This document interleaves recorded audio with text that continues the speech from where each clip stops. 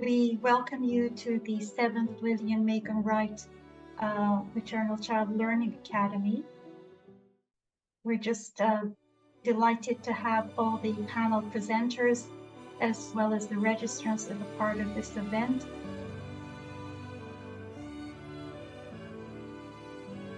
We recognize that many Indigenous nations have long-standing relationships with the territories upon which York University campuses are located that precede the establishment of York University. Welcome to everybody who's attending the 7th Lillian Meighen Wright Maternal Child Health Learning Academy.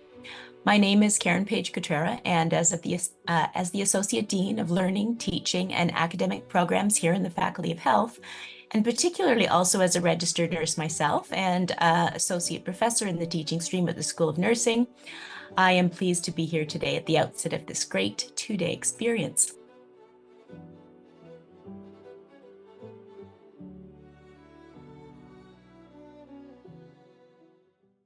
Children from countries that contribute the least to climate change suffer the greatest consequences. So about 33 extremely high-risk countries, so falling in that red, collectively emit about 9% of CO2 emissions globally per year. And the 10 highest risk countries collectively emit only 0.5% of global emissions.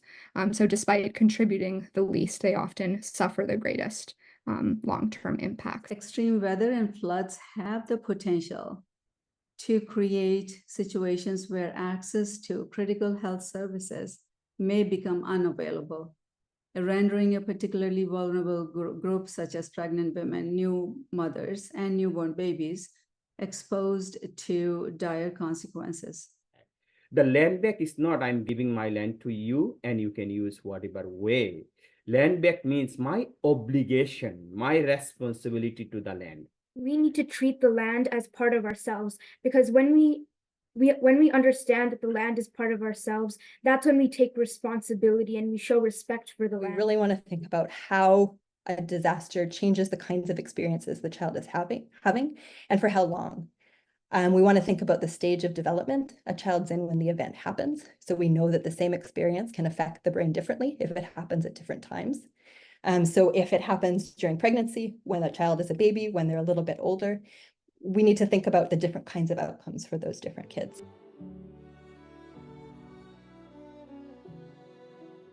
Utilization of mental health services is low amongst the prenatal and the postnatal Black women living outside Africa and the Caribbean, and sociocultural risk factors also pose tremendous barriers to accessing mental health care services for this population. Racialized mothers of children and youth with developmental disabilities bear a disproportionate burden of stress, illness, and health inequities.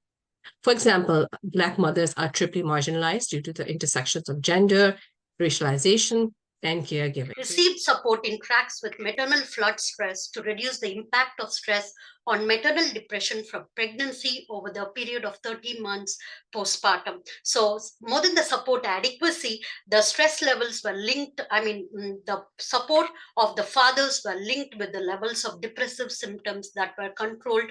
So receiving support from the partner is crucial.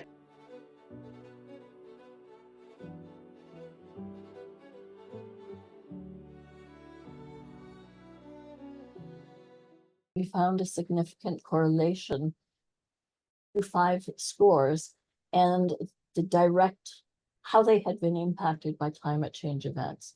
So people who had been more directly impacted, evacuated, placed on evacuation alert, versus people who only knew others who had been on evacuation order, they had lower scores. There's a lack of adequate supports and services for individuals and communities.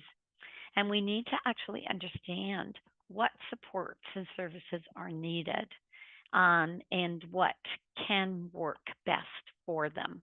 Water security or not having enough accessible, drinkable, clean water had visible physical impact, obviously. So most reported symptoms were eczema or skin rashes.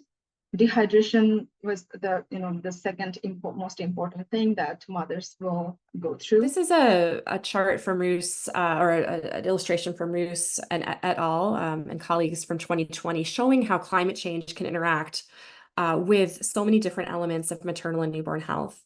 And I would add the social and economic and cultural context of political violence, war, and displacement can really impact health services, stress, anxiety, and depression, failed crops, and malnutrition. All of this interacts in this really insidious way. Women, as I say, are more severely affected by climate change impacts because of their specific gender roles in the reproductive process, right? They have access to fewer resources to adapt and cope with abrupt changes. Women are disproportionately affected because of their roles in the production and in reproduction processes and their sustenance of their livelihood.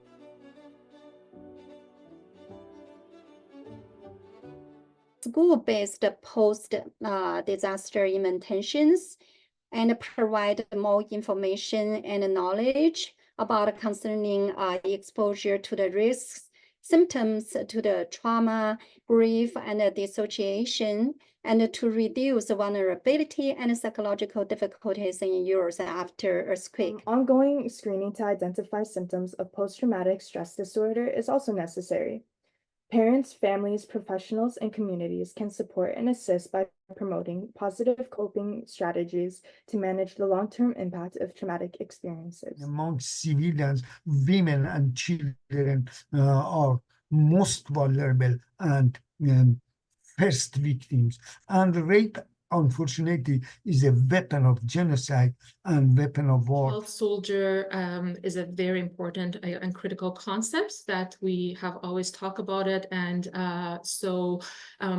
children are being basically victimized when it comes to natural disasters such as war, and they're being kidnapped in more than 30 countries. Pregnant women have unique service needs during normalcy and following natural disasters, which must be understood and addressed. They experience stress during and after the birth of their baby due to the lack of access to basic resources.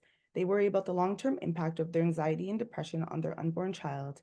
They fear seeing the local meteorologist as well as other family members with mental health issues, and they experience elevated levels of post-traumatic stress, followed by delayed or slow recovery.